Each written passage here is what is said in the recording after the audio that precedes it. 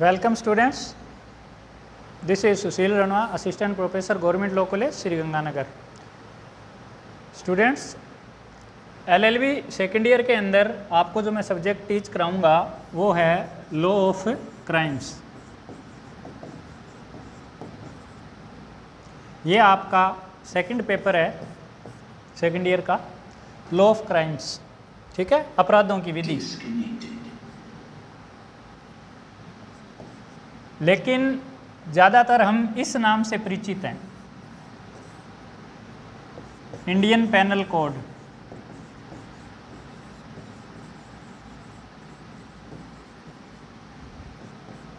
(1860) भारतीय दंड संहिता।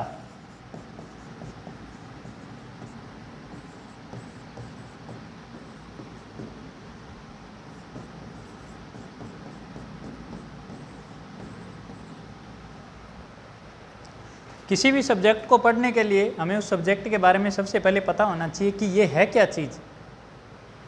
आपको कोई भी सब्जेक्ट आप रीड करो, आपको 5 कह के आंसर देने हैं, क्यों, कहाँ, कब, कैसे, ठीक है। भारतीय दंड संहिता। संहिता क्या चीज़ होती है, दंड क्या चीज़ होता है, भारत का क्या मतलब है, ये चीज़ें मैं आपको अलग अलग एक्सप्लेन करूँगा। भारतीय दंड संहिता, ठीक है।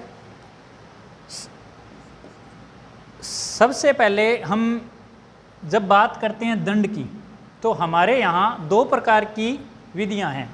एक है प्रक्रियात्मक विधि,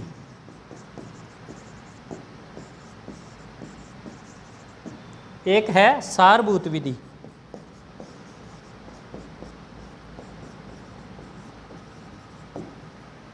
प्रक्रियात्मक विधि, सारभूत विधि, 1 और 2।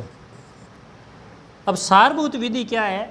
ऐसी विधि जो कि हमें अधिकार प्रोवाइड करती है, हमें अधिकार प्रदान करती है, वो सारभूत विधि है। जैसे आईपीसी, कॉन्ट्रैक्ट, कॉन्स्टिट्यूशन, ईटीसी, ये है सारभूत विधि। प्रक्रियात्मक विधि, जब आपके किसी राइट का वॉयलेशन होता है, यानी आपके किसी अधिकार का उल्लंघन होता है, तब उस अधिकार को परिवर्तन कराने के लिए जो विधि उपयोग में लाई जाती है वो है प्रक्रियात्मक विधि। हमारे यहाँ एलएलबी के अंदर सीआरपीसी, सीपीसी और एविडेंस, ये आप एलएलबी फाइनल ईयर के अंदर आप पढ़ोगे। तीनों subject, CrPC criminal procedure code,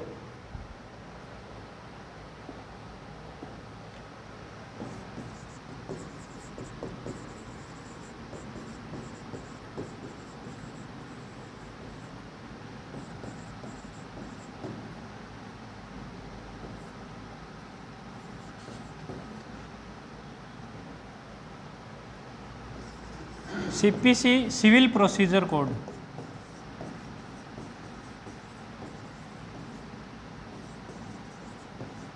(1908) की है।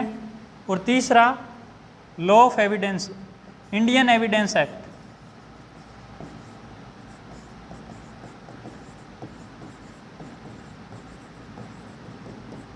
(1872) का है। हमारे यहाँ ये 3 प्रक्रियात्मक विधियाँ हैं। क्रिमिनल प्रोसीजर कोड, अपराध प्रक्रिया संहिता।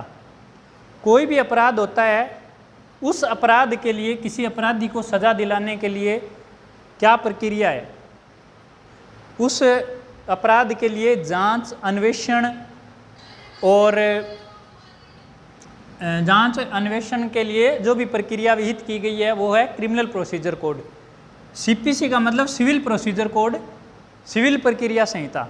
सिविल प्रक्रिया संहिता का मतलब सिविल मामलों में जो प्रक्रिया यूज की जाती है उसके लिए है। और एविडेंस, किसी भी मामले में, चाहे वो क्रिमिनल हो चाहे कोई सिविल हो, उसमें हम साक्ष्य कैसे देते हैं वो हमें ये इंडियन एविडेंस, भारतीय साक्ष्य अधिनियम बताता है कि कैसे साक्ष्य दिया जाएगा, क्या सबूत पेश किए जाएंगे, कितने प्रकार के साक्ष्य होंगे, ये चीज़ें वो बताता है। तो ये हमारे 3 प्रक्रियात्मक विधियाँ हैं।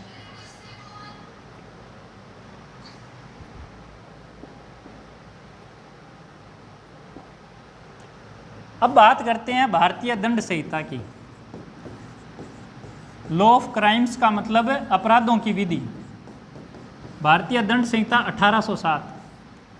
ठीक है, सबसे पहले हम समझते हैं कि संहिता क्या चीज होती है। 1833 के अंदर प्रथम 1834 के अंदर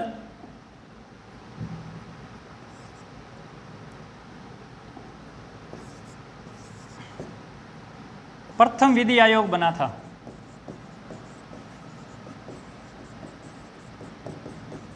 और इससे पहले 1833 का जो अधिनियम है, अगर आप लीगल हिस्ट्री पढ़ोगे, ठीक है, फर्स्ट ईयर के अंदर 1833 का जो अधिनियम है वो है संहिताकरण से संबंधित है।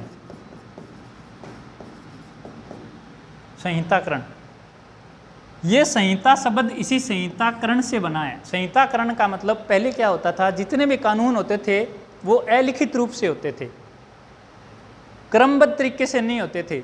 तो 1834 में एक प्रथम विधि आयोग बना जिसके अध्यक्ष थे लॉर्ड मैकाले। इन्होंने ये काम स्टार्ट किया संहिताकरण। संहिताकरण का मतलब अलिखित विधियों को लिखित रूप से वैज्ञानिक तरीके से एक जगह संकलित करना। तो अब सबसे पहले उन्होंने 1860 में आईपीसी को कोडिफिकेशन किया। इसीलिए हम कहते हैं कि हमारे यहाँ दो प्रकार के लॉ होते हैं, एक होता है कोडिफाइड लॉ, एक होता है अनकोडिफाइड लॉ। ठीक है, संहिता का मतलब समझ गए कि जितनी भी अलिखित विधियां हैं उनको एक वैज्ञानिक तरीके से क्रमबद्ध व्यवस्था से लिखित रूप में एक जगह संकलित करना संहिता है। अब बात करते हैं दंड। दंड का क्या मतलब है और दंड कब दिया जाता है? जब आप कोई अपराध करते हो।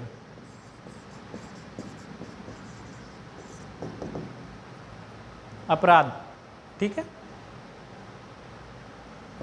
अपराध का मतलब, अगर अपराध की कोई जनरल परिभाषा नहीं है, अपराध की कोई जनरल परिभाषा नहीं है, लेकिन अलग अलग तरीकों से धर्म के विरुद्ध किया गया कार्य अपराध, समाज के विरुद्ध किया गया कार्य अपराध, लेकिन सिंपल जो परिभाषा है वो ये है एक्ट या omission punishable by law.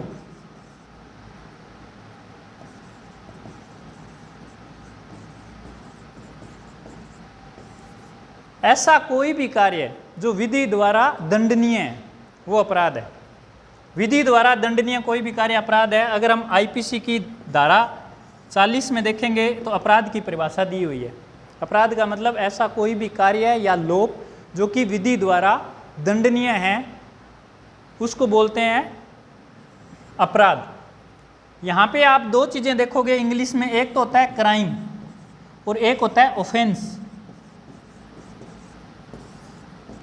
Crime का मतलब कोई क्राइम एक वाइड टर्म है, मतलब दोनों का ही अपराध है, लेकिन लॉ ऑफ क्राइम्स का मतलब अपराधों की विधि, उसमें विभिन्न प्रकार के अपराध हैं।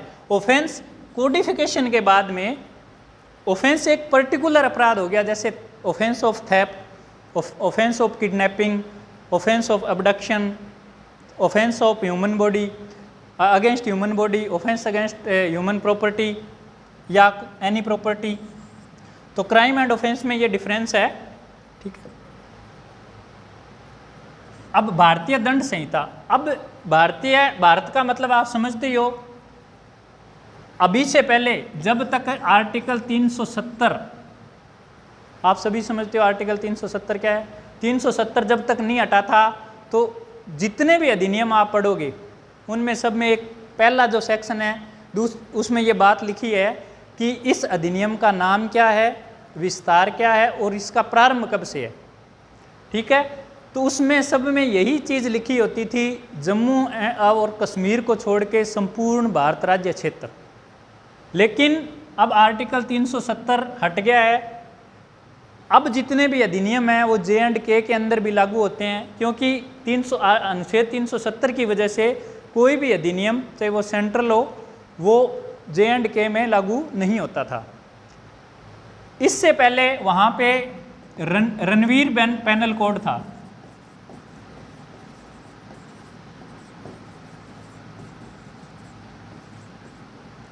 रणवीर दंड संहिता, हमारे यहाँ भारतीय दंड संहिता थी, वहाँ पे रणवीर पेनल कोड था, जिसके आधार पे अगर कोई भी J&K में कोई अपराध करता है तो रणवीर पेनल कोड के आधार पे उसको सजा दी जाती थी।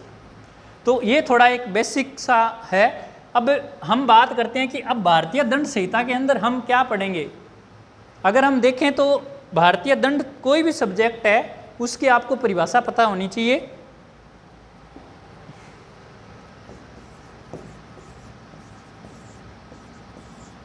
भारतीय दंड संहिता के अंदर सबसे पहले पढ़ेंगे हम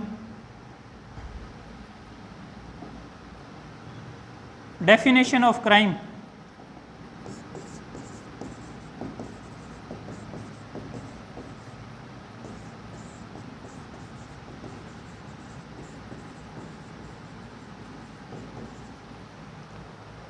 अपराधों की परिभाषा।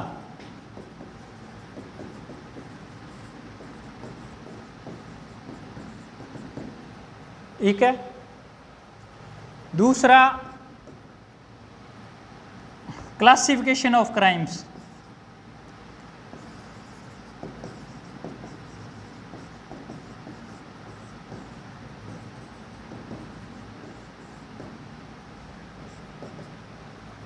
अपराधों का वर्गीकरण।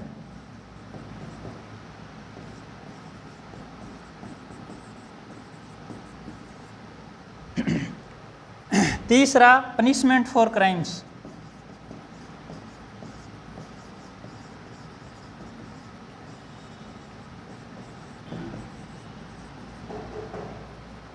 अपराधों के लिए सजा।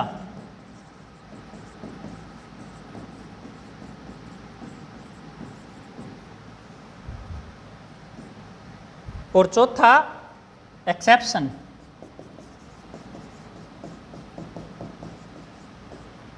Where no criminal liability.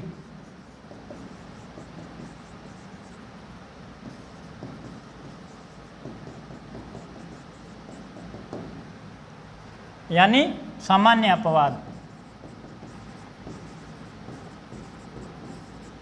भारतीय दंड संहिता की अगर हम परिभाषा देखें तो भारतीय दंड संहिता क्या है? एक केंद्रीय अधिनियम है जो कि अपराधों की परिभाषा विहित करता है। अपराधों का वर्गीकरण, वर्गीकरण का मतलब अलग अलग, मानव शरीर के विरुद्ध अपराध, संपत्ति के विरुद्ध अपराध, महिलाओं के विरुद्ध अपराध, ठीक है, संपत्ति चिन्ह के विरुद्ध अपराध, विवाह के विरुद्ध अपराध, ये अलग अलग उनको वर्ग को डिवाइड करता है। फिर सबसे जो मोस्ट इंपॉर्टेंट चीज़ है वो अपराधों के लिए सजा। अगर कोई आप काम करते हो जिस चीज़ के लिए आपको सजा है, पनिशमेंट है, दंड है, तो वो अपराध है। क्योंकि अगर डेफिनेशन देखेंगे तो सेक्शन 40 के अंदर ये लिखा हुआ है कि विधि द्वारा दंडनीय कोई भी कार्य। सिंपल डेफिनेशन बता रहा हूँ मैं आपको, वो क्राइम है। और लास्ट है जो आपका वो है सामान्य अपवाद। सामान्य अपवाद का मतलब सेक्शन 76 से 106, ये एक सामान्य अपवाद है। इन कंडीशंस में अगर आप कोई अपराध कर देते हो तो आपको क्रिमिनल लाइबिलिटी से छूट मिल सकती है। तो स्टूडेंट्स, ये आईपीसी का एक जनरल इंट्रोडक्शन था। आगे हम नेक्स्ट फर्दर कोई और टॉपिक उठाएंगे। Thank you.